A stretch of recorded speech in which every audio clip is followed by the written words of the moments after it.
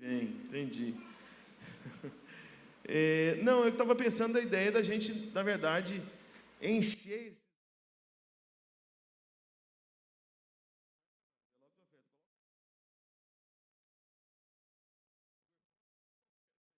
Não, os envelopes de oferta.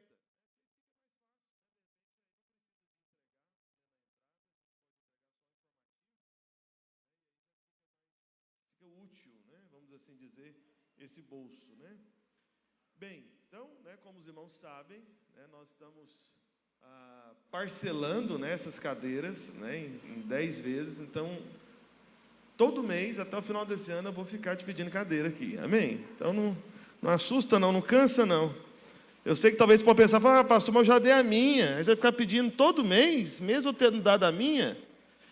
Uai, vou pedir todo mês, mesmo você tendo dado a sua. Por quê? Porque tem gente que não deu, esse é o motivo. Vai voar aqui mesmo, você não tem o que fazer não. Deixa eu voar o papel. Mas olha só.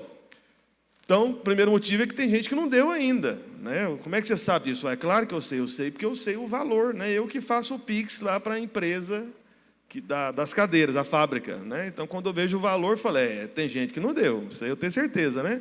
E o segundo motivo que eu vou ficar te pedindo até o final do ano é porque, de repente, de tanto insistir, né? Você já leu já? Bater, abrir-se-vos-á, eu vou ficar batendo na sua porta, aí uma hora você dá outra. De repente, você tinha planejado dar só uma. Eu falo, não, o pastor está pedindo tanto, meu Deus do céu, tem uns 3 meses aí falando esse negócio, vou dar mais uma. Aí depois, de repente, você ganha um dinheiro inesperado, já pensou? É abençoado. Aí o que você vai lembrar? Porque eu estou falando aqui sempre, né? Cadeira. Uma parte desse dinheiro vai virar cadeira. Então, deixa eu dar mais uma, entendeu? Então, eu vou ficar te lembrando. Amém, meus irmãos? Aleluia. Amém. Bem, tem uma outra coisa que eu ia falar, que eu acho que eu não estou lembrando agora, hein? Sim, só lembrando os irmãos, né, da nossa capacitação de líderes que a gente está fazendo a cada início de semestre, é muito importante, tá bom? Nós estaremos aqui juntos no dia 11, vai começar que horas mesmo? 14 horas, isso. Vai começar às 14 horas, né? Então você almoça na sua casa, vem para cá, mas vai ter um lanche também, né? Mas a ideia é que você já venha tendo almoçado em casa. Tem mais alguma outra coisa? Tinha alguma outra coisa que eu queria lembrar que eu não estou lembrando agora. Oh, Jesus. Mas amém. De repente eu lembro até o final. Vamos para a palavra do Senhor em Efésios capítulo 4, verso 1. Estou ouvindo um chiadinho aqui já. Estou pensando no pastor Luiz, que vai chegar aqui daqui a alguns dias, né? Ele não pode chiar, né? Os irmãos do som me ajudam aí. Amém? Aleluia. Glória a Deus. Efésios capítulo 4, verso 1. A partir do verso 1 mesmo. Acompanhe, por favor, na sua Bíblia. Está escrito: Rogo-vos, pois, eu, o prisioneiro no Senhor, que andeis de modo digno da vocação que fostes chamados, com toda a humildade e mansidão, com longanimidade, suportando-vos uns aos outros em amor, esforçando-vos diligentemente por preservar a unidade do Espírito no vínculo da paz. Há somente um corpo e um Espírito, como também fostes chamados numa só esperança da vossa vocação.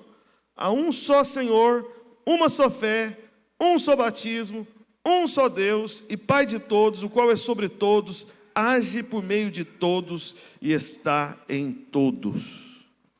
E a graça foi concedida a cada um de nós, segundo a proporção do dom de Cristo. Por isso diz: quando ele subiu às alturas, levou cativo o cativeiro e concedeu dons aos homens.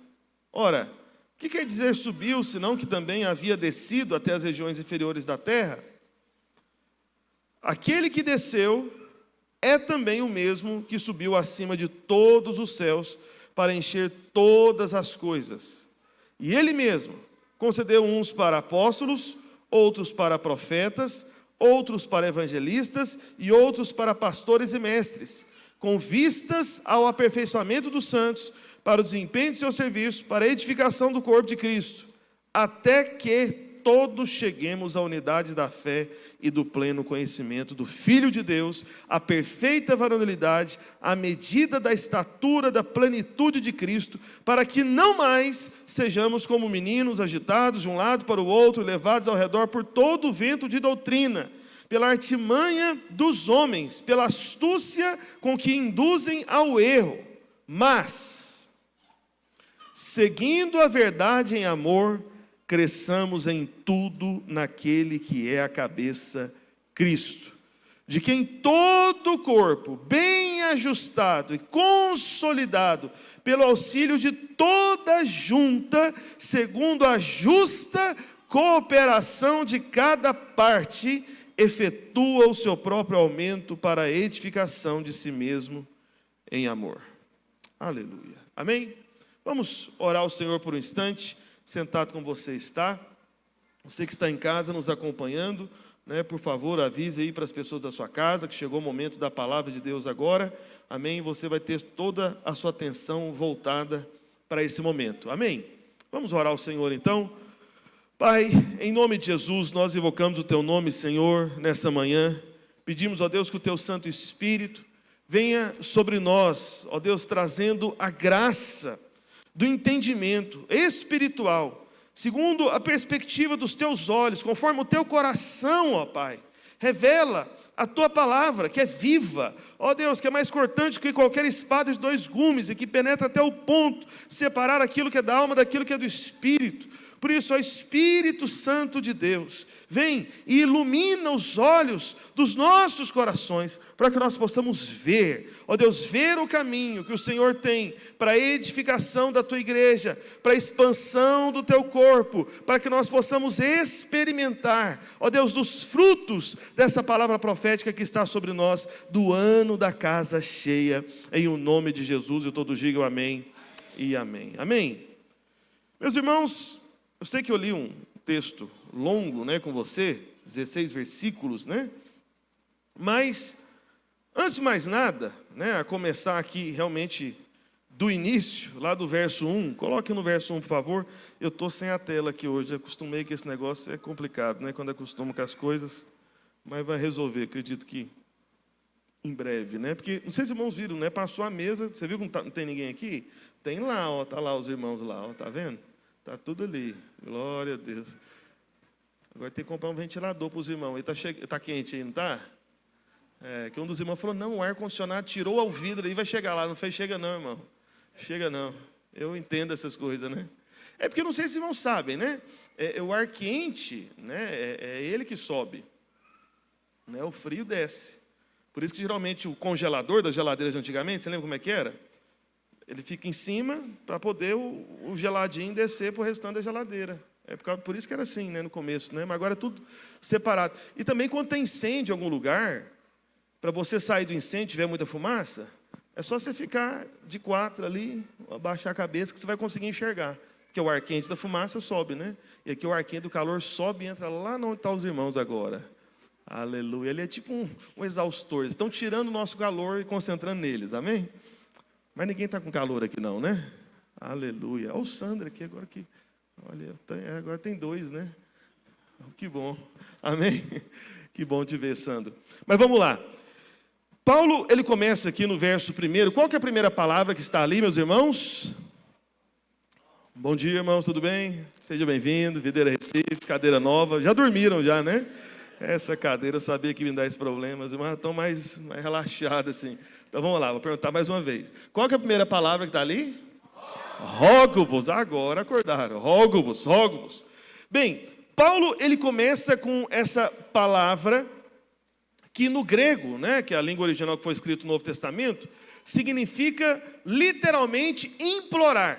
Implorar. Tipo, né, se ajoelhar, colocar as 2 mãos juntas assim, sabe? De repente você dizer, por favor, eu quero muito, faz isso por mim. Você está me entendendo?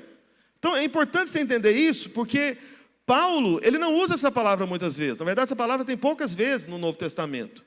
Então, quando ele usa essa palavra, rogo-vos, é como se ele entendesse uma importância tão grande, tão elevada, daquilo que ele passa a falar para os irmãos da igreja de Éfeso, né, os Efésios, que ele começa com essa palavra. Então, os leitores daquela época, que estavam lendo no grego, né, eles viram implorar. Só que, né, os tradutores da língua portuguesa resolveram colocar rógovos, né, que é um português mais rebuscado, e às vezes você nem percebe a força disso. Mas Paulo, ele estava implorando. Só que, além dessa palavra ter o sentido de implorar, ela tem também o sentido de convocar.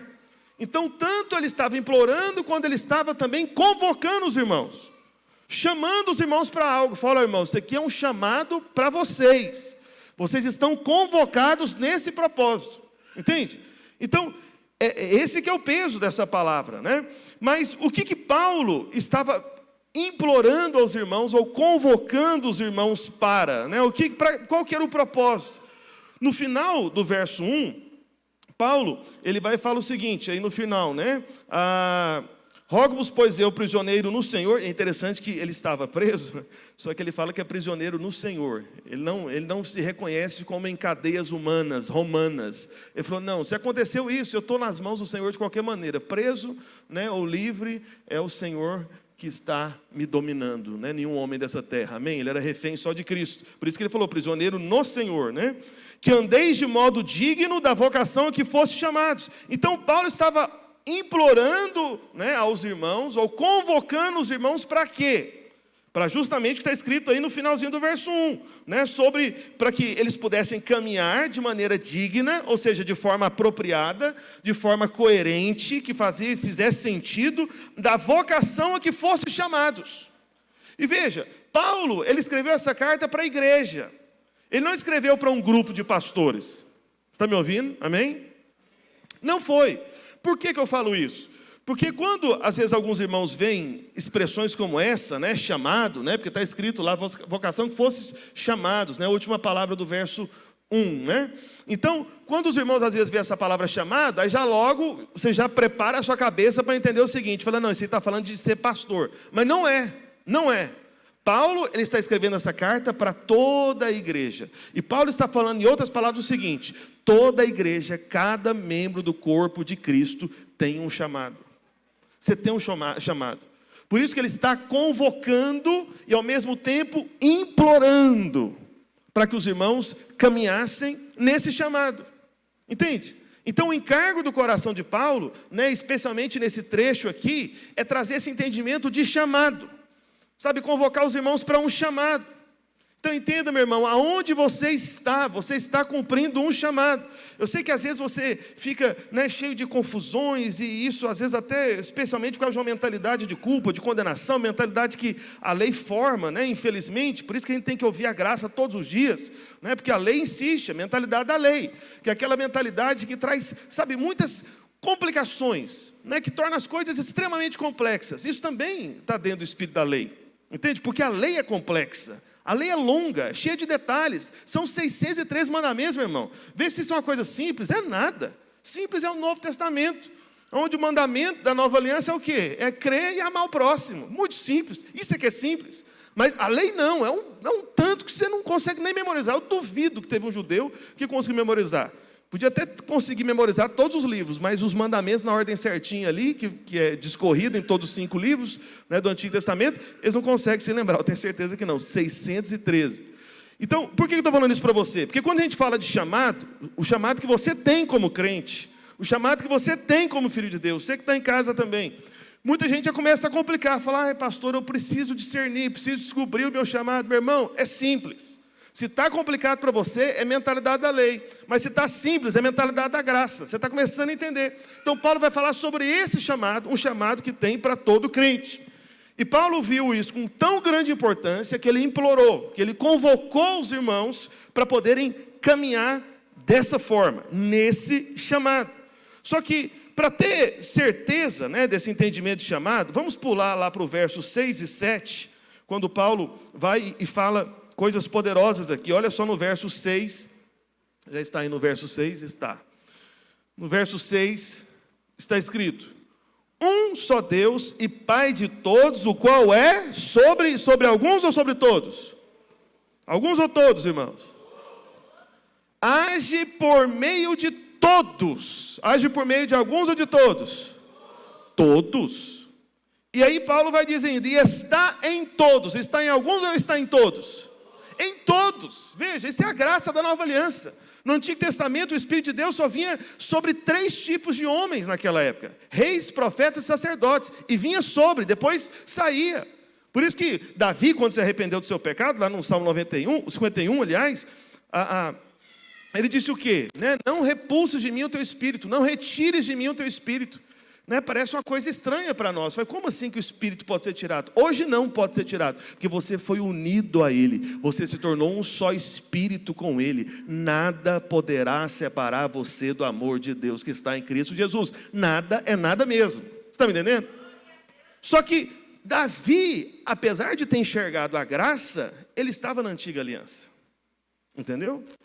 Davi, nos escritos de Davi, você percebe que ele enxergou a graça. Mas o tempo que ele vivia não é o tempo de hoje, era o tempo da antiga aliança. Amém? Então, você tem esse benefício, esse privilégio, o Espírito está sobre você. E aí no verso 7, vamos continuar, verso 7. E a graça, aliás, vamos ler o verso 7 juntos aqui, uma só voz, você que está em casa também, erga a sua voz aí que eu quero que você participe. Vamos lá, verso 7. Põe no topo aí. Isso, tá bom assim, vai lá. 1, 2, 3 e... E a graça foi concedida a cada um de nós, segundo a proporção do dom de Cristo. Aleluia. Amém? Aponta para um irmão perto de você aqui, eu vou dizer, você vai repetindo, né? Diga para ele, fala assim: e a graça foi concedida a mim e a você, a cada um de nós, segundo a proporção, a medida do dom de Cristo. Amém? Aleluia. Então, a graça foi concedida a cada um. Se você é filho de Deus, se você faz parte do corpo de Cristo, se você faz parte da igreja, Paulo está escrevendo a igreja de Éfeso, como eu falei. Amém? Não é para pastores, é para a igreja. Se você faz parte da igreja, meu irmão, existe graça concedida a você. Entendeu? Não tem crente sem graça. Pode ter crente de mau humor, mas sem graça não. Entendeu minha piada ou não? Piada gospel, né? Eu não sou bom para essas coisas não, né? Mas obrigado por quem se esforçou para rir. Olha só. Mas veja, existe uma graça concedida a cada um de nós. Tem uma graça da parte do Senhor sobre você. Tem um favor. Agora, quem que deu essa graça? Quem que tornou em porções essa graça? Separou, porque, sabe, quando você vai dividir as coisas, né? Não sei como é que era lá na sua casa, mas eu suponho que é como na casa de todo mundo. Especialmente na infância, né? Então, eu acredito que a maior parte dos irmãos aqui tem irmãos de carne, né? Irmãos de sangue. Né? Então, que filho único, não sei se tem alguém aqui que é filho único aqui na igreja, mas é um caso mais raro, né? E aí o que acontece? Lá na sua casa, aí tinha aqueles momentos em que ia dividir as coisas, né? Tipo, o suco na hora do almoço, né? Aí, se sua mãe colocasse, né, lá no seu copo, tipo essa quantidade de vinho aqui, que está muito, nem precisava disso tudo aqui, mas acho que é para ficar bonito, né? Pensou, o pastor tomar um negócio desse aqui, meu irmão? Vai precisar de ajuda para descer a escada ali agora. Ali. Olha só. Então, veja. Se sua mãinha colocasse esse tanto aqui para você de suco de uva, né? E aí, de repente, sua mãe iria servir o seu irmão do seu lado, e aí passasse da metade, chegasse quase na borda aqui. O que ia acontecer? Você ia deixar para lá? Oxi! Não, ia começar uma guerra mundial lá dentro da sua casa, né? Tudo porque, oxi, mãe, aí, tu colocasse mais para ele e menos para mim, então, né? Isso é mais ou menos assim, né? Isso ia dar briga, é ou não é verdade? É verdade, não é? Isso é motivo de problema de muita família, inclusive. Então, quando você percebe que você está recebendo, sabe, numa proporção que parece injusta, isso incomoda você, sempre. Mas a questão é o seguinte, eu tenho uma boa notícia para você. Quem está dando o dom, quem está dando a graça, é rico, é abundante, é generoso e sempre dá mais do que o suficiente. Amém? Porque onde abundou o pecado, superabundou a graça. E quem está colocando no seu cálice não é a sua mãe, não é o seu pai, é o Senhor Jesus Cristo. Porque como está escrito aqui, né, que Ele deu graça, né, e a graça foi concedida a cada um de nós segundo a proporção do dom de quem? Do dom do pastor? Não! Segundo a proporção do dom, não. Do discipulador, de jeito nenhum. Segundo, a proporção do dom do líder, né? Porque o líder é na medida dele. Que medida humana, meu irmão? Você tem medida de Cristo. Você foi chamado, sabe, para chegar à estatura de Cristo, do varão perfeito que é Cristo. E o Senhor, Ele já te deu uma graça na proporção do dom dele. Entende? Então, Paulo está falando isso para você entender o valor do que você já recebeu da parte do Senhor. Você recebeu muita coisa, meus irmãos. Você recebeu muita riqueza, você recebeu muita graça, você recebeu muito favor. Só que essa graça, esse favor, né, Paulo começa rogando, né, implorando e convocando os irmãos para responder um chamado. E por que responder um chamado? É o que a gente viu no verso 6. Né? Então, o Pai é de todos, é sobre todos, age por meio de todos, está em todos. Amém? Aleluia. Chora, faz parte. Vamos lá. Mas, veja bem, o que importa bastante também, o mais importante, é que a proporção vem de Cristo. Mas não apenas a proporção vem de Cristo. Uma outra coisa que talvez você não percebeu aqui no texto, é de onde Cristo enviou esse dom para cada um de nós. Esse é um outro ponto importante. Uma coisa é Cristo dando, isso já é superabundante. Amém? Só que Paulo, de alguma maneira sobrenatural, ele teve a revelação do local onde Cristo estava quando enviou esse dom para você. Amém? Do local, uma parte lá dos céus. Porque essa coisa da origem do dom, porque o que é dom? Dom é presente. Amém? O que é dom, irmãos? Presente. Ótimo. Porque imagina o seguinte, vamos supor que essa garrafinha d'água aqui seja um vidro de perfume, tá bom? Aí chega, né? Pensou, né? Você que é casado, né? Vamos supor, uma irmã, aí chegou o marido em casa, ó, trouxe um perfume para você. Falei, é mesmo e tal, onde você comprou? Não, eu comprei lá na cidade, lá no camelô. Falei, é mesmo, que bom, deixa aí. Né? A irmã nem pega o perfume, foi na cidade, esse negócio de ser daqueles mais baratos. A mulher fica quase com raiva, recebendo um presente barato, né? Agora, vamos imaginar outra história. De repente, seu marido vai e chega com um perfume na sua casa e fala, olha, eu trouxe um perfume francês, direto da França para você. O que você ia fazer? O que é isso, irmão? Falou, oh, meu amor, o que é isso? O que queres que eu te faça? Né? De repente você diria para ele, né? Então veja, tudo é perfume, o da cidade ou da França? Tudo é perfume?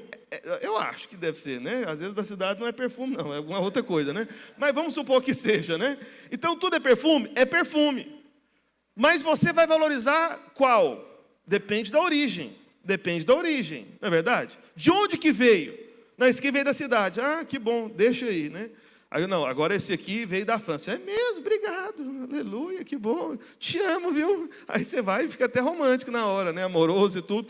Então, a origem de onde vem, a fonte, o local, o lugar, isso afeta a importância. É ou não é verdade? Os irmãos estão me acompanhando, amém? Afeta a importância. Então, veja, de onde que o Senhor Jesus enviou esse dom, essa graça a você, que Ele quer usar como chamado na sua vida, como um propósito na sua vida. De onde que Ele enviou? Olha só no verso 10, está aí a resposta. Coloque aí, por favor. Quem está na Bíblia é a Júlia, né? Porque tem dois irmãos ali, da mesa de som, nosso profissional ali, né, Leandro? Aleluia. Só quem participa da capacitação que entendeu essa parte, quem não participa não entendeu nada. Depois eu explico no final, se alguém quiser saber. Mas vamos lá. Verso 10. Aquele que desceu é também o mesmo que subiu acima de onde? De todos os céus para encher todas as coisas. Então, esse dom que Paulo está falando aqui, gente, está tudo dentro do mesmo texto, tá bom? No contexto de todo o trecho que eu li com você no início. Então, esse dom, né, que Paulo está falando que o Senhor Jesus mandou para você, na proporção dele, o Senhor mandou isso, não do primeiro céu, ou do segundo céu, ou de qualquer outra parte do céu comum ou inferior, mas Ele mandou lá dos mais altos céus. Você está me entendendo? Amém. Então é como se houvessem, né, lugares mais elevados nos céus, na glória do Senhor. E o Senhor mandou esse dom para você lá da França. Você está me entendendo? É um perfume francês. Não é da cidade, entendeu? Não é do primeiro céu, né? Não, foi dos mais altos céus. De lá que o Senhor concedeu isso. Então veja, é uma graça sobre todos. É uma proporção que Cristo dá e Ele é generoso. E como disse Davi, o meu cálice transborda. Amém? O Senhor está sempre colocando mais para você. Amém? Mais do que abundante. Só que o Senhor, Ele mandou não de qualquer lugar. Ele foi aos mais altos céus. O lugar mais elevado da glória de Deus foi o local onde Cristo estava para enviar esse dom. Por isso, é aí que você começa a entender por que Paulo está implorando, né? Porque Paulo viu isso. O Senhor mostrou para ele. Quando Paulo viu, falou: ah, meu Deus, eu preciso explicar esse negócio direito para os irmãos. Eu preciso que os irmãos entendam a importância disso que eles têm. Então, por isso que Paulo começa rogando, porque ele enxergou tudo isso. Então, esse dom, né, que nos capacita para uma obra que o Senhor quer que nós sejamos instrumentos nela, veio dos mais altos céus. Por isso, não despreze o que Cristo te deu. Amém? Não despreze. Só que existem, na verdade, alguns testemunhos, né? Ou como se fossem uns acessórios, vamos assim dizer, né? Acessórios, estou chamando de acessórios espirituais, que a gente vê no verso 5, para que a gente possa, sabe, experimentar, ou pelo menos testificar, que nós estamos experimentando a plenitude desse dom. Aí Paulo dá alguns detalhes, olha só. Na verdade, a partir do verso 2. Eu falei verso 5, não, é do verso 2 até o 5. Deixa aí no verso 2, por favor, Júlia. Olha só, verso 2. Aí Paulo dá uma lista. Uma lista de qualidades, de sinais desse dom, de como que esse dom opera, de como esse dom se expressa. Tá bom? Então, aí Paulo, ele começa no verso 2, com toda a humildade e mansidão. Amém? Então, esse dom, ele vai se manifestar assim. Por isso que é um dom da graça. Porque a graça, ela está para o humilde, não para o soberbo. Amém? Com toda humildade e mansidão, com longanimidade, suportando-vos uns aos outros em amor, esforçando-vos diligentemente por preservar a unidade do Espírito no vínculo da paz. Há somente um corpo e um Espírito, como também foste chamados numa só esperança da vossa vocação, a um só Senhor, uma só fé, um só batismo, um só Deus e Pai de todos, qual é sobre todos e age por meio de todos, está em todos. Veja, aqui Paulo, ele deu uma lista. Eu não quero me deter aqui realmente nessa lista.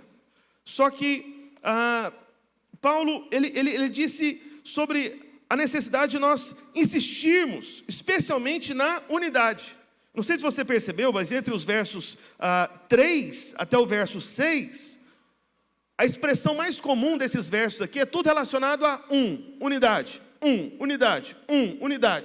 Então, esse dom vai ter característica de mansidão, de humildade, né? Você vai ser longânimo, paciente, você vai suportar os irmãos em amor. E suportar não é simplesmente tolerar, né? Não, é dar suporte, dar apoio, entendeu? É você ajudar os outros irmãos, entender que você não é uma ilha isolada, não, tem outras pessoas que importam.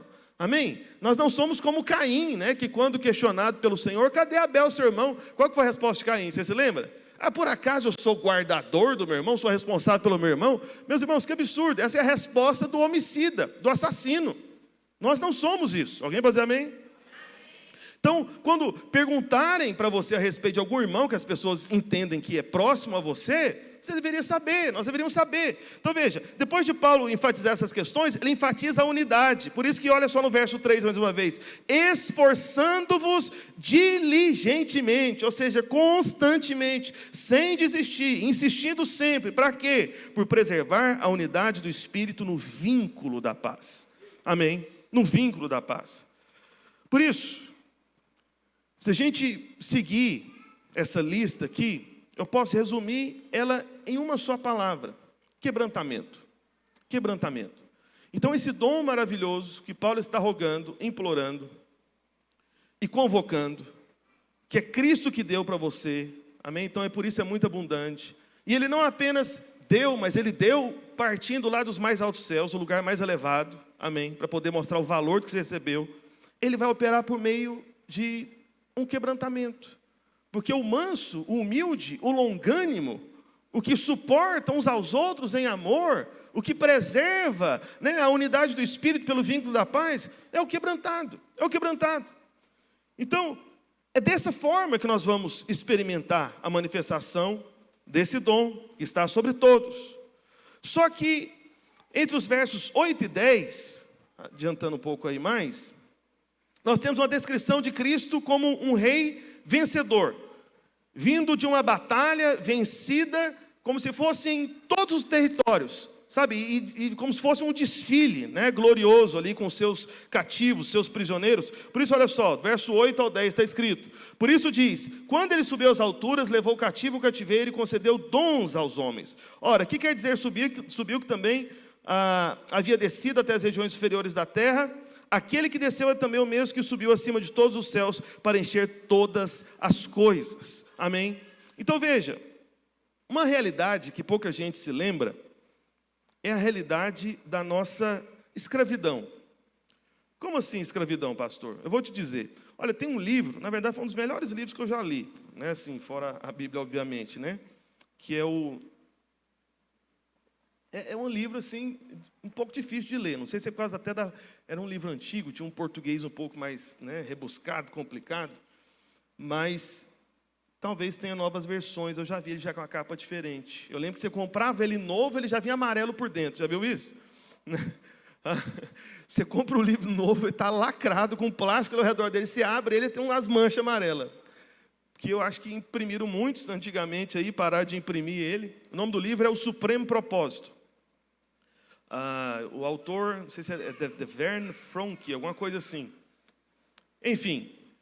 E aí nesse livro, né, esse irmão muito abençoado, ele fala sobre os dois tipos de cativeiro. Como assim os dois tipos de cativeiro? É porque é o seguinte, antes de você ser salvo, regenerado, nascido de novo, você estava cativo, não é verdade? Você era escravo do pecado, do diabo, das paixões desse mundo, você era escravo disso. Você não tinha escolha, você não tinha, você simplesmente vivia nessa escravidão.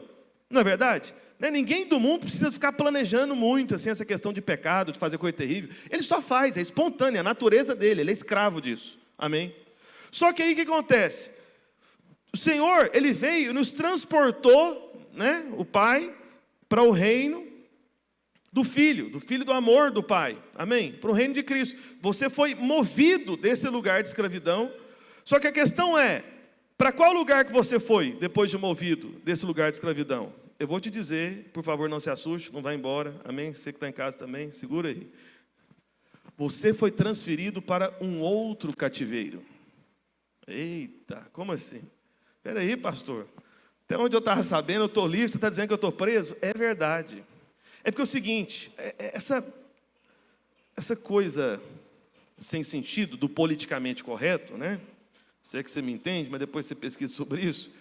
Mas existem algumas palavras, e vai aumentar o número de palavras, né? Cada vez mais que são proibidas de usar, não pode usar mais. Aí você tem que usar, ou você tem que excluir, ou você tem que, né, inventar uma parecida que não seja tão evidente que é aquela que deveria ser evitada. Olha a confusão.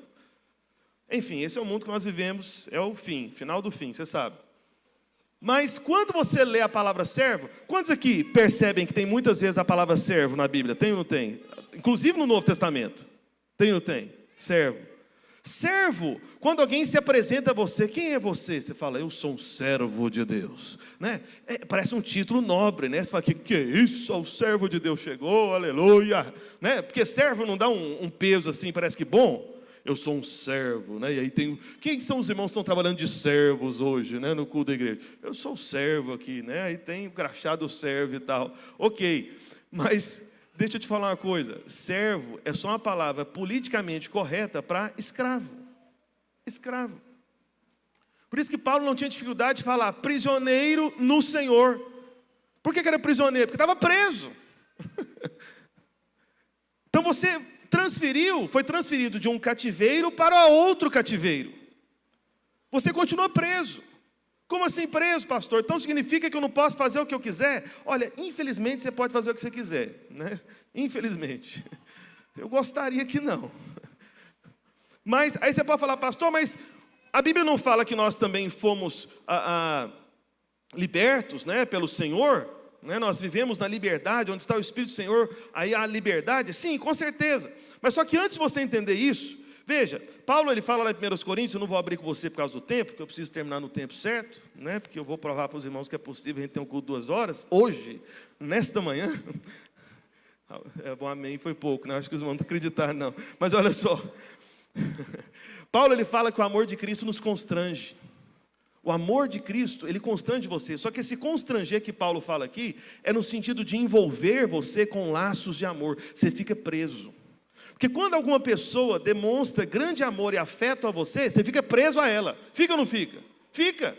Tem coisas que eu não posso fazer porque eu lembro do amor que a Ludmila tem por mim. Entendeu?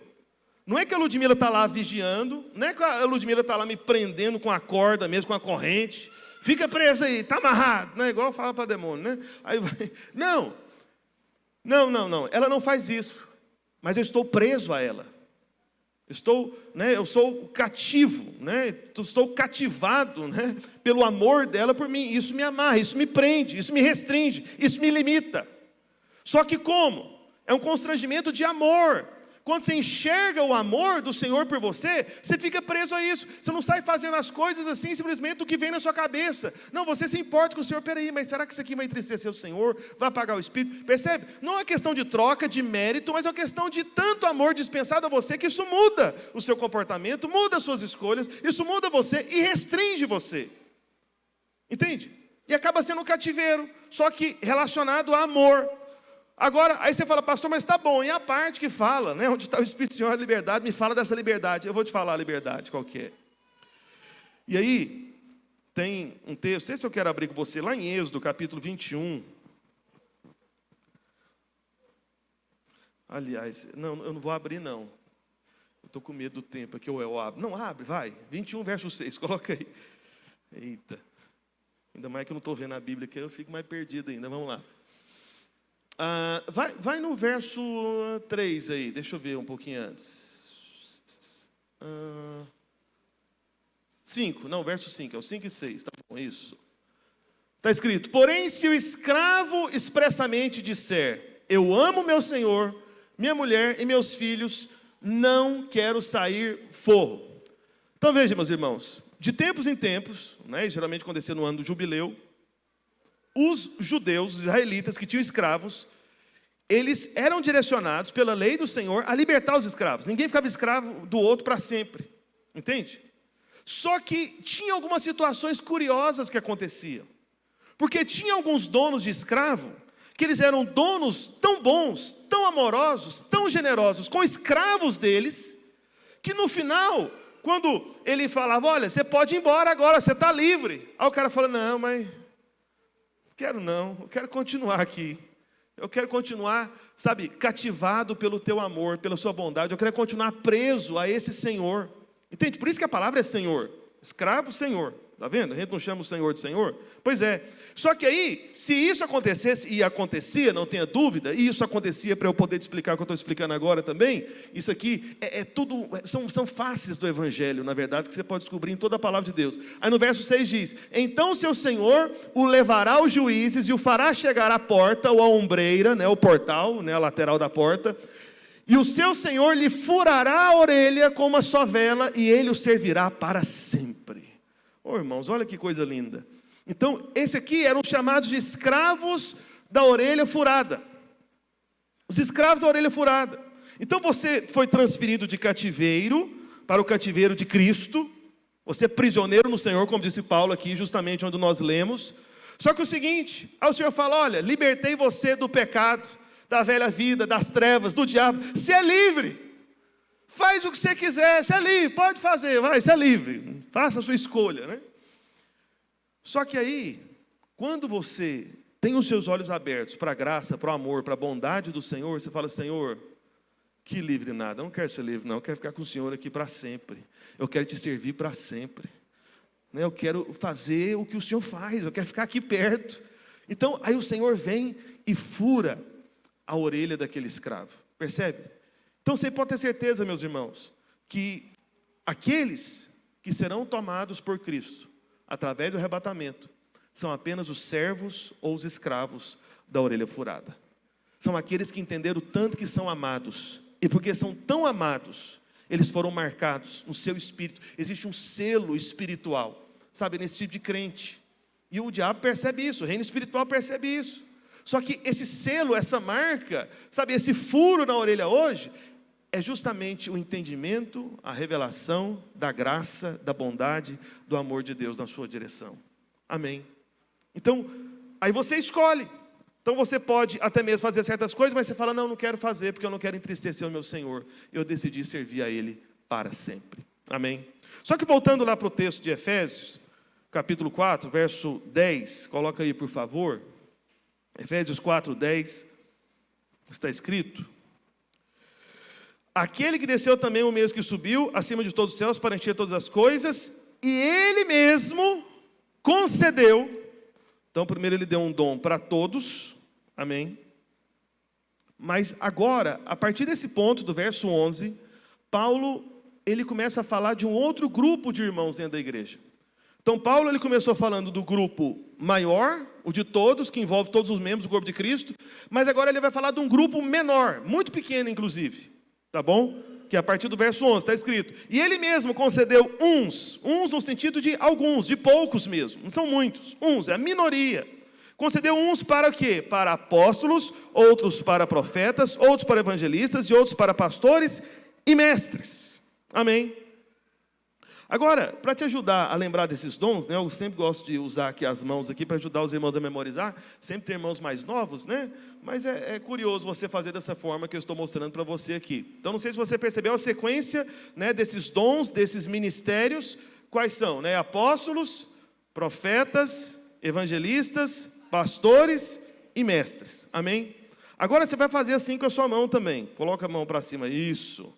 Aí você faz com o dedão. Fala assim: apóstolos, profetas, evangelistas, pastores e mestres.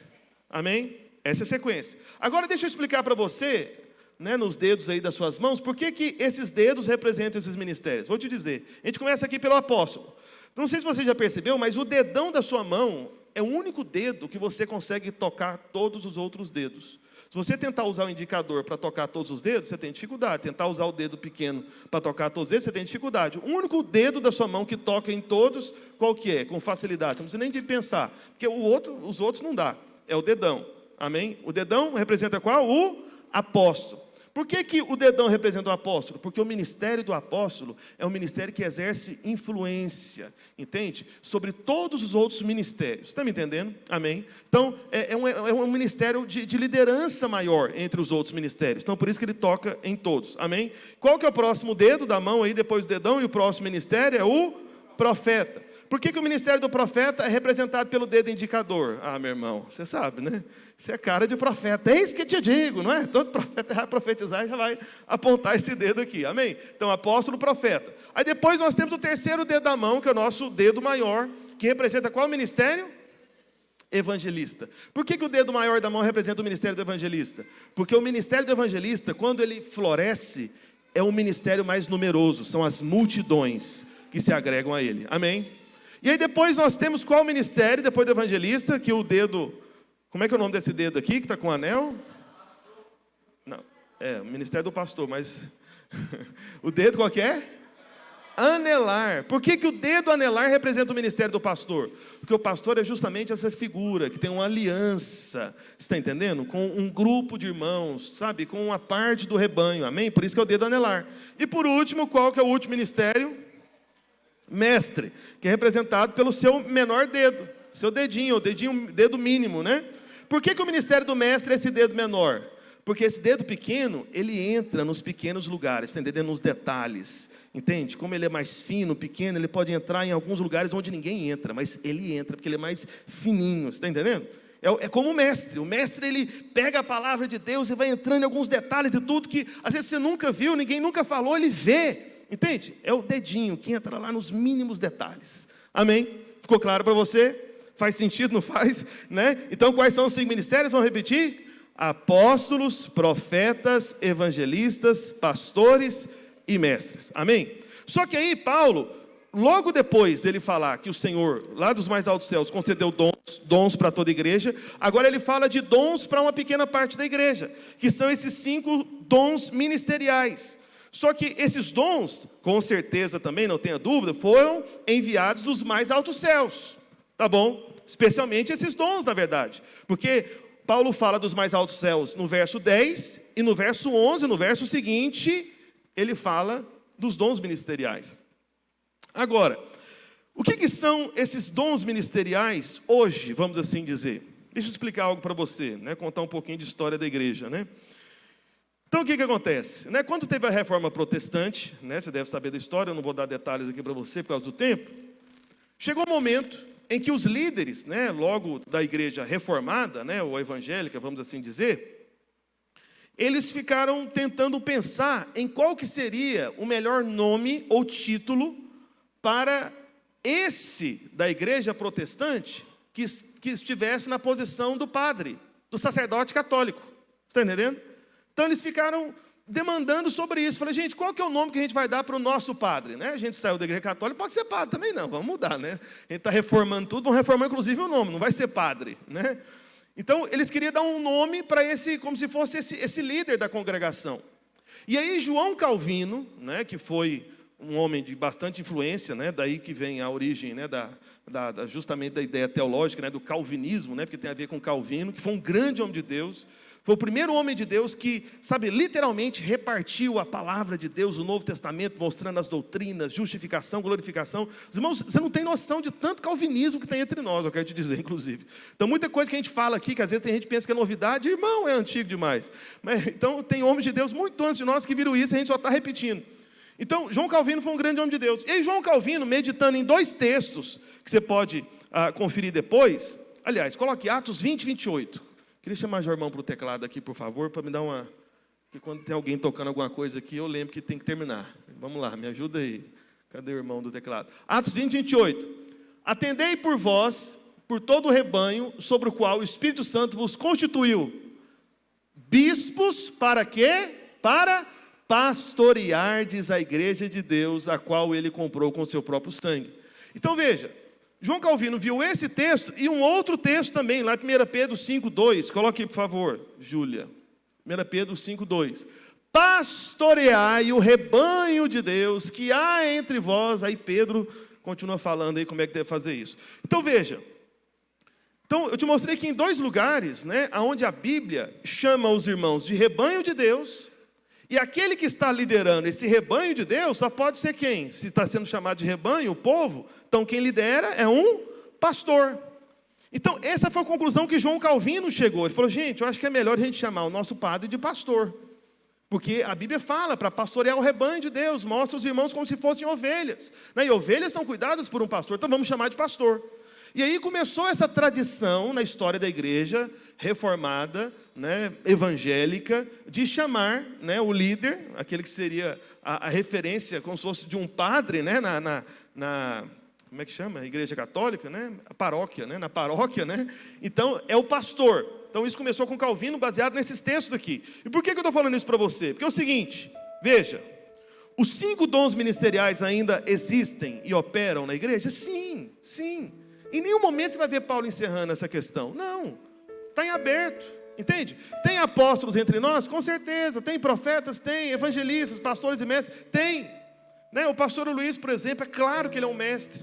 Né? Posso dizer que é um apóstolo também, né? Por vários sinais, pelos frutos do ministério. Entende? Né? Nós temos irmãos entre nós, um irmão que já veio aqui, que é o pastor Giles, ele é um evangelista. Ele fez durante muitos anos cruzadas, especialmente lá na Ásia, né, para milhares e milhares de pessoas. Hoje ele se dedica mais ao trabalho de treinar os irmãos, né, nesse ministério do evangelista, porque essa é a função desses ministérios também. Mas enfim, então, só que qual que é o detalhe que é importante você saber, inclusive aqui na videira, como nós tratamos isso.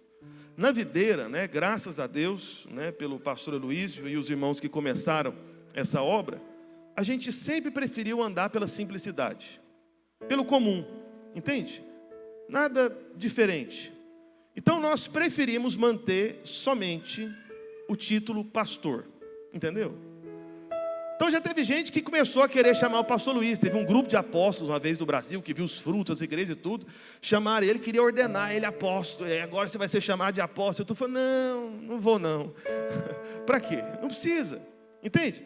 Então, tem apóstolos entre nós? Tem. Evangelistas, né, profetas, evangelistas, pastores e mestres? Tem. Mas como que a gente chama todos esses ministérios hoje, por uma questão de tradição reformada do início da igreja e por uma questão de escolha nossa da videira também desde o início? A gente chama todos os 5 ministérios de pastor. A gente chama o apóstolo de pastor, a gente chama o profeta de pastor, a gente chama o evangelista de pastor, né? Quando o Giles chega aqui, né, eu não falo, e agora com vocês o evangelista Giles. Não, é o pastor Giles, entendeu? Mas ele é evangelista. Então a gente chama o evangelista de pastor, a gente chama o pastor de pastor também.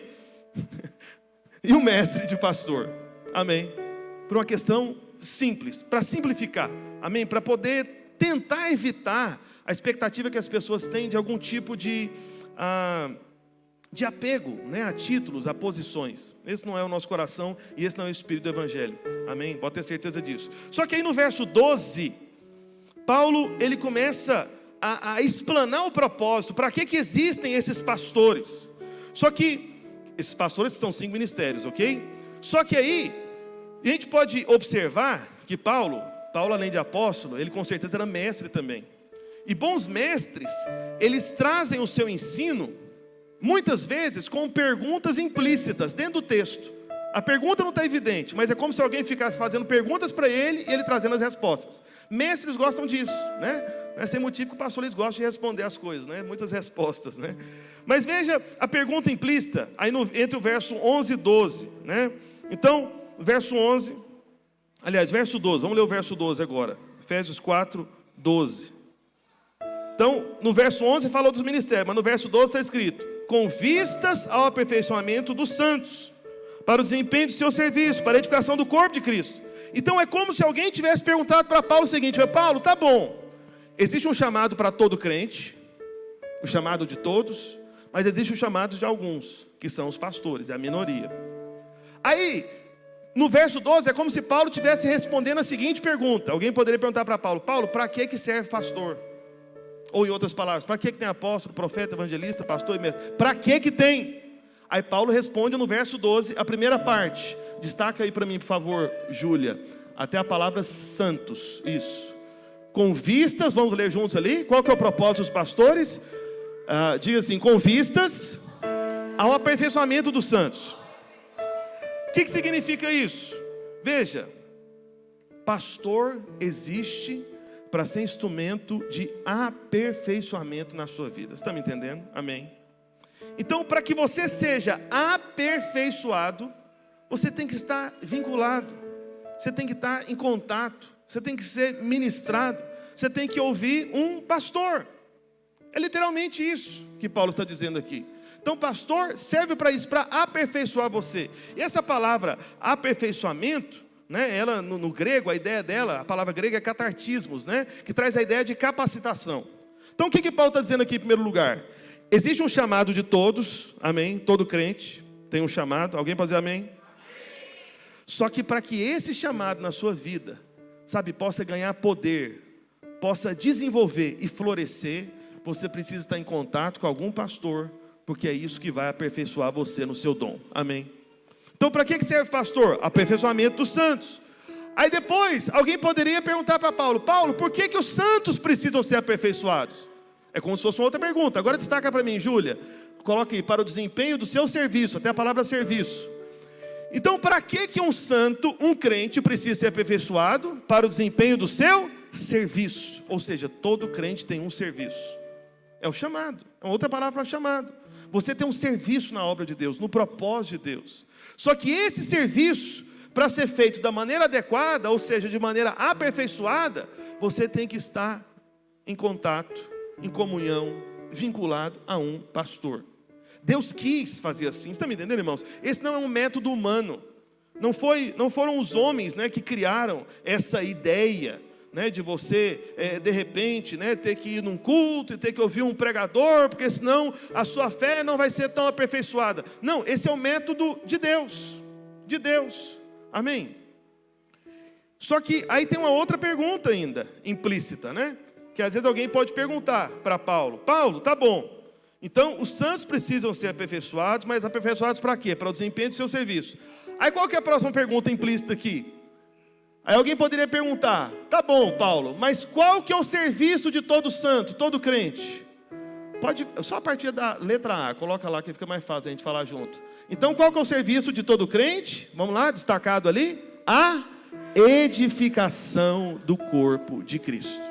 O corpo de Cristo somente será edificado se cada crente cumprir o seu serviço. E cada crente só vai cumprir o seu serviço se ele for aperfeiçoado, capacitado por meio de um pastor. Entende? Eu estou dizendo tudo isso para você, sabe, para você entender a importância do que nós fazemos aqui todo domingo. Você está entendendo? Então, esse é o método de Deus. Porque a questão é a seguinte, meu irmão e minha irmã, aonde você vai ter acesso, contato com um pastor toda semana? Não vai ser na sua célula, não vai ser no discipulado, não vai ser no seu trabalho, não vai ser na sua casa, a não ser as esposas de pastores, né? Aí tem em casa, né? O único lugar que você vai ter acesso a um pastor é o culto da igreja. Por isso que essa reunião que a gente faz aqui todo domingo é a reunião mais importante da igreja. O momento mais importante da sua semana é domingo. E nesse momento mais importante você tem que vir para a reunião mais importante, que é o culto. Seja o culto da manhã ou seja o culto da noite. Porque somente no culto que vai ter um pastor que vai ministrar algo da parte de Deus na sua vida, e Deus vai usar esse pastor que tem erros, que tem falhas, que não é grande coisa, entende? Por isso que é pela graça, amém? É favor imerecido, claro. Então veja, aí Deus vai pegar esse pastor e vai usar ele como boca do próprio Deus para trazer a palavra que você precisa receber para você ser aperfeiçoado, e sendo aperfeiçoado e capacitado, você vai desempenhar bem o seu serviço, e o seu serviço desempenhado, no final das contas, vai proporcionar a edificação do corpo de Cristo. Entende? Então, para a igreja ser forte, sabe, para toda a estrutura da obra ter força, seja nas células, no discipulado, em qualquer área do nosso trabalho, isso é edificação do corpo de Cristo. Entende? E aí Paulo, ele fala edificação do corpo. Eu não sei se você percebeu, mas porque você é crente, né? Aí você às vezes esquece alguns detalhes, né, da língua portuguesa, vamos assim dizer. Paulo usou duas palavras aqui, edificação do corpo de Cristo, duas expressões que não se combinam. Como assim? O que significa edificar? Edificar é construir. É tipo serviço de pedreiro, pôr tijolo sobre tijolo, cimento, erga a parede. Isso é edificar, construir. Só que aí Paulo, ele usa essa palavra da construção, a edificação, junto com a... Porque como que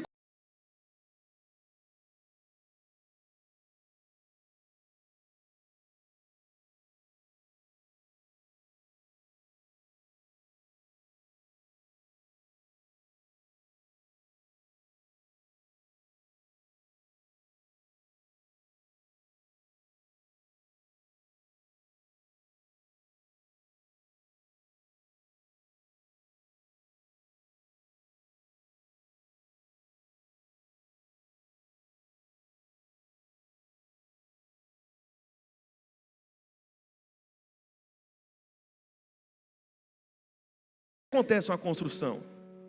O sujeito, ele monta a parede de uma hora para outra, ele pega uma placona lá e tudo, isso é o normal da construção? Não, não é. É tijolo por tijolo. Põe o cimento, aí espera ali secar, aí depois vai... Sabe, é um processo. É um processo que envolve muita gente, é um processo lento, é um processo perigoso, onde as pessoas se machucam. Não é verdade? Construção é um lugar perigoso. Não usar os EPIs, né? Os equipamentos de proteção, é arriscadíssimo. Então Paulo está falando do ambiente da construção para o propósito da obra de Deus como um todo, que é o corpo de Cristo. Mas por que Paulo pega o ambiente da construção? Para você lembrar de tudo isso. É trabalhoso, é lento, às vezes dá errado, e você pode até se machucar ou machucar outras pessoas. Que em construções, acidentes acontecem. Acontece ou não acontece? Acontece, pois é. Então, meu irmão, você deveria entender o seguinte: vida da igreja não é um lugar onde você está livre de ser frustrado, sabe, de ser de repente ferido, ou de ferir outras pessoas, inclusive. Por quê? Porque nenhum de nós somos perfeitos aqui, nós estamos sendo aperfeiçoados. Mas aperfeiçoados para quê? Para o desempenho do seu serviço. E qual que é o seu serviço? A edificação do corpo de Cristo. Então nós vamos trabalhar todos nós juntos. Amém? Então, para que o corpo seja edificado, né, para que a casa fique cheia, né, como nós temos profetizado, meu irmão, tem que acontecer todo esse processo. Você está ouvindo um pastor, isso aperfeiçoa você para o desempenho do seu serviço, e o seu serviço é a edificação do corpo de Cristo. Agora, deixa eu ler um texto para você, eu já estou terminando já. Queria pedir para os servos já trazerem os elementos da ceia aqui para frente. Por favor, fazer uma fila aqui na frente, podem vir. Veja, então, para que a igreja seja fortalecida, cresça e experimente toda a glória prometida na nova aliança, nós precisamos do trabalho de todos os santos. Amém? Todos os santos. Só que, deixa eu mostrar algo para você. Cadê? Isso. Lá em 1 Coríntios capítulo 1, verso 21, coloca aí por favor. 1 Coríntios 1, 21. Vamos ler juntos a uma só voz? Vamos lá? Visto como na sabedoria de Deus o mundo não o conheceu por sua própria sabedoria, aprove a Deus salvar os que creem pela loucura da pregação. Eita! Então, como que aprove a Deus significa que foi escolha de Deus. Esse é o método de Deus, tá bom? Não é ideia minha, não é ideia do pastor Luísio, é ideia de Deus. Qual a ideia? Deus fazer uma obra na sua vida através de uma pregação que você vai receber no domingo, na reunião da igreja mais importante, que é onde você deve estar sempre. Então, por que Paulo usa essa expressão, né? Então, deixa eu começar aqui. Aprove a Deus salvar. Primeiro, é importante você saber, essa palavra salvar, no grego é sozo. E o que significa sozo? Sozo significa restaurar, curar, edificar, fortalecer, entende? Estabelecer.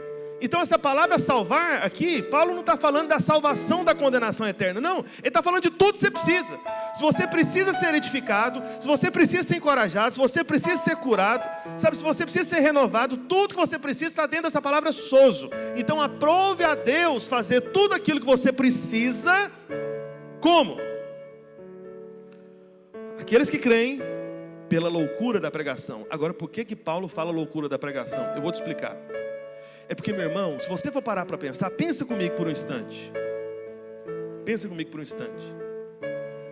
Não parece uma loucura essa coisa de você sair da sua casa, ir para uma reunião, para prestar culto ao Senhor, e a maior parte do tempo desse culto, a maior parte, mais da metade do tempo normalmente, você vai ouvir um pregador e acreditar que aquilo é a palavra de Deus que você precisa para a sua necessidade específica, e tem um irmão do seu lado que precisa de uma outra necessidade, e um outro atrás de você que tem uma necessidade diferente de vocês dois, e todos vão ouvir a mesma pregação, e vai edificar a todos, independente da necessidade, porque vai chegar a cada um da forma que precisa chegar no seu coração, para te edificar, para te restaurar, para te curar, para te encorajar, para te levantar. Meu irmão, é loucura você acreditar que isso pode acontecer. Por isso que Paulo falou, é a loucura da pregação.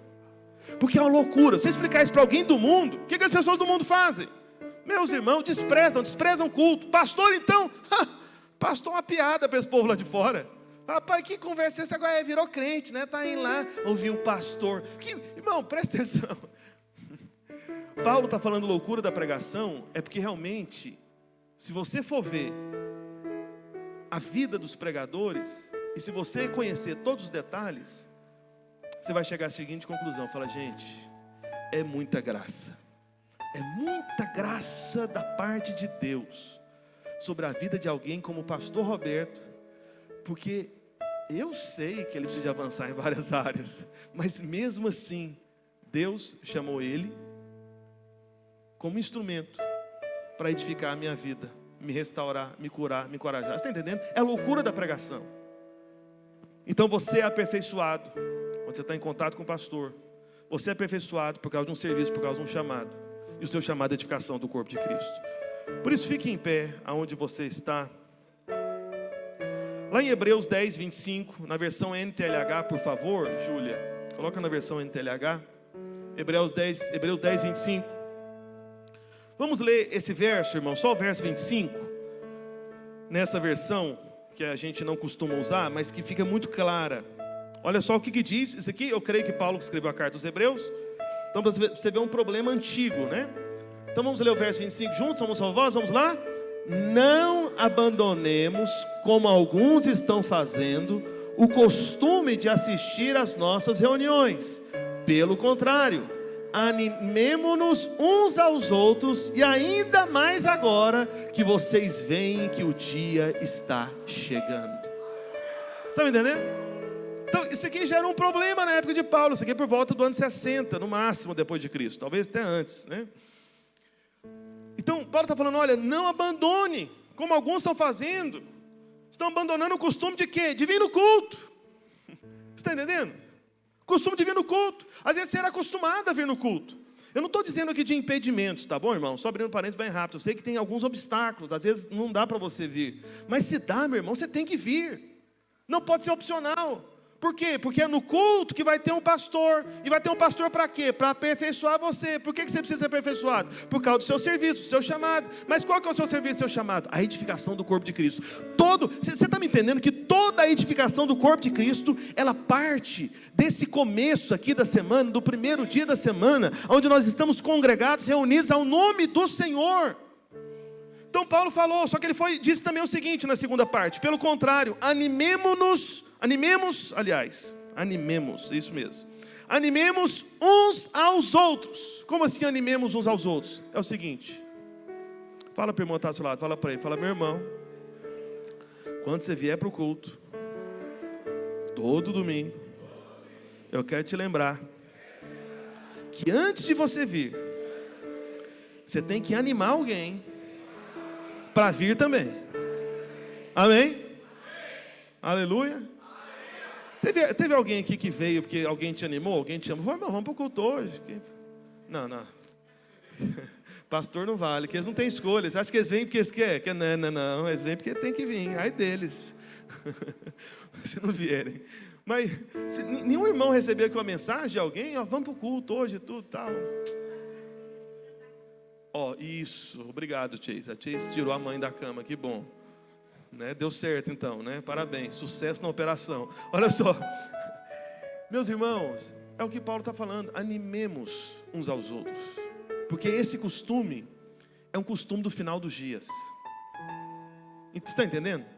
E a pandemia veio para atingir isso, né? Então eu não quero condenar quem está assistindo a gente pela internet. Deus te abençoe, obrigado por você estar assistindo, mas eu preciso te dizer que você tem que vir para cá. A não ser que você esteja em outro país, né, assistindo o culto aí, então tudo bem, ok. Mas você tem que congregar no seu país, inclusive, também. Porque, olha para cá, deixa eu dizer, é muito sério, irmãos. Existe um tipo de aperfeiçoamento de obra que Deus vai fazer na sua vida, que será somente através do culto. Você está me entendendo? E essas normalmente são as partes mais importantes para a edificação do corpo de Cristo. Você está entendendo?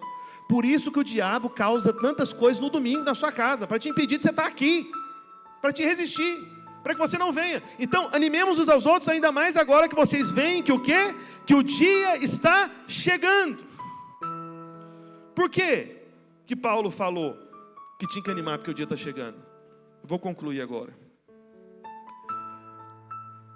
É como se Paulo dissesse em outras palavras: o que mais prepara você no final das contas para aquele dia, para ser tomado por ele, é justamente a congregação aos domingos.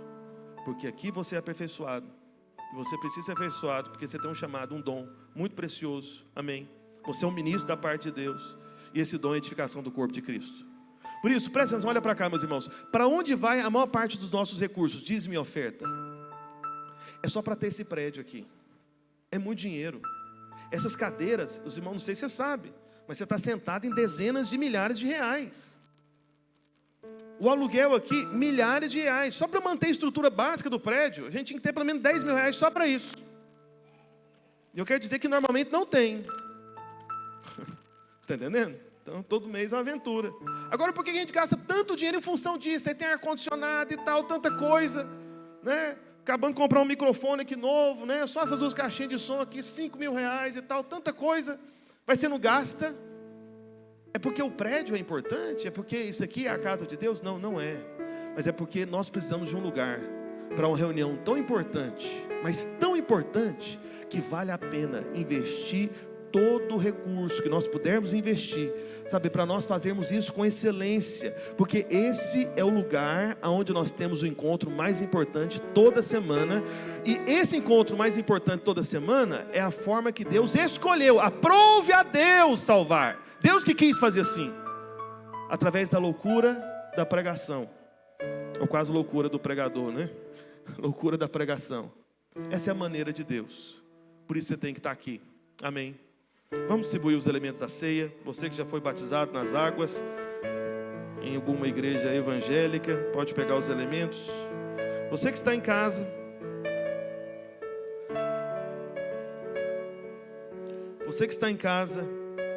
se você quiser tomar a ceia do Senhor conosco, se tiver alguém junto com você também.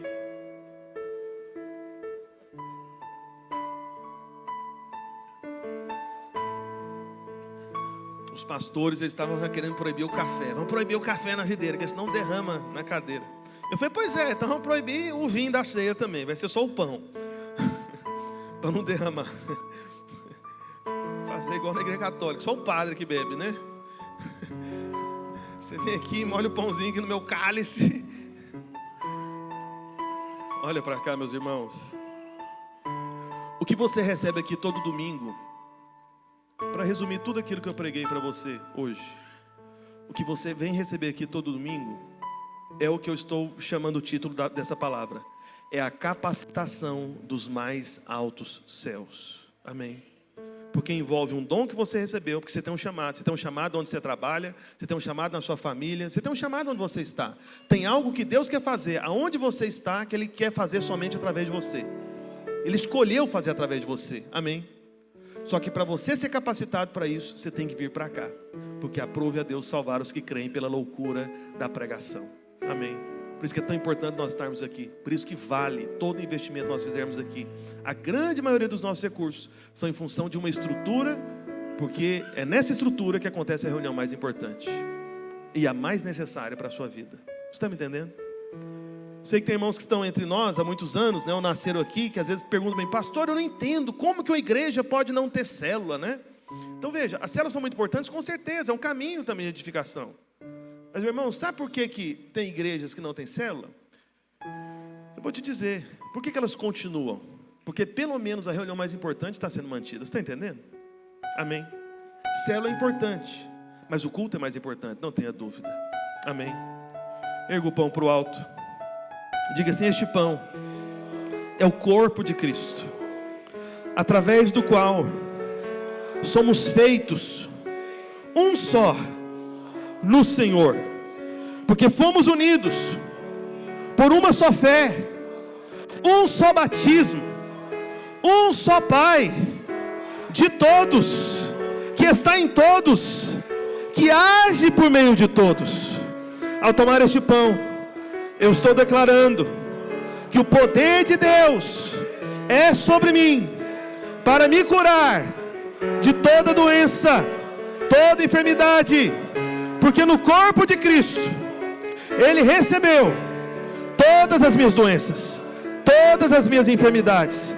Ao comer este pão, eu estou declarando que sobre mim não há mais juízo, porque o castigo que nos traz a paz estava sobre Ele.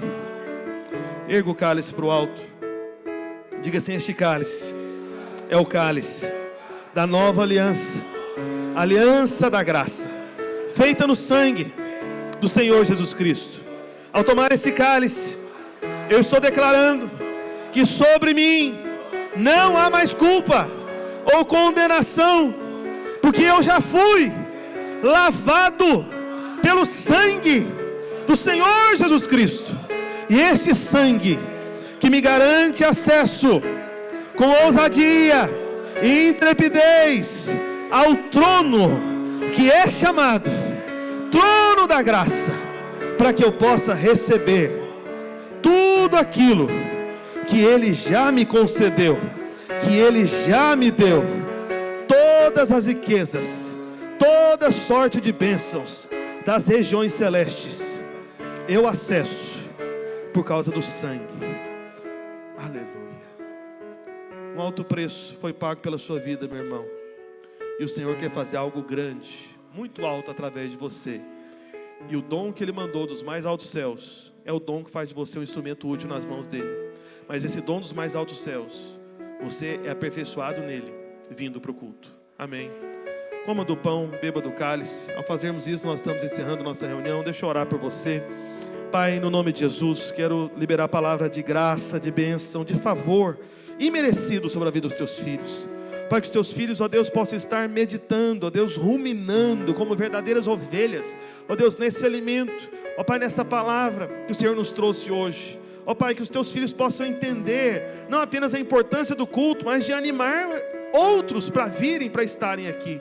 Porque aprove ao Senhor fazer dessa forma. Ó Deus, usar pastores, homens limitados, para trazerem a palavra que aperfeiçoa cada um dos meus irmãos, para o serviço, que é a edificação do teu corpo, ó Senhor Jesus Cristo. Em o nome de Jesus, ó Pai, eu te peço, para que nós possamos crescer nessa graça, nesse entendimento, nessa capacitação dos mais altos céus, que o Senhor nos concede todos os domingos nesse lugar, em nome de Jesus. E todos digam amém e amém. Amém?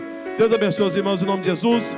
Diga para pelo menos 2 ou 3 irmãos, fala meu irmão, toda vez que você vier, anime outros irmãos para virem também. Animemos uns aos outros, tanto mais quando vedes que o dia se aproxima.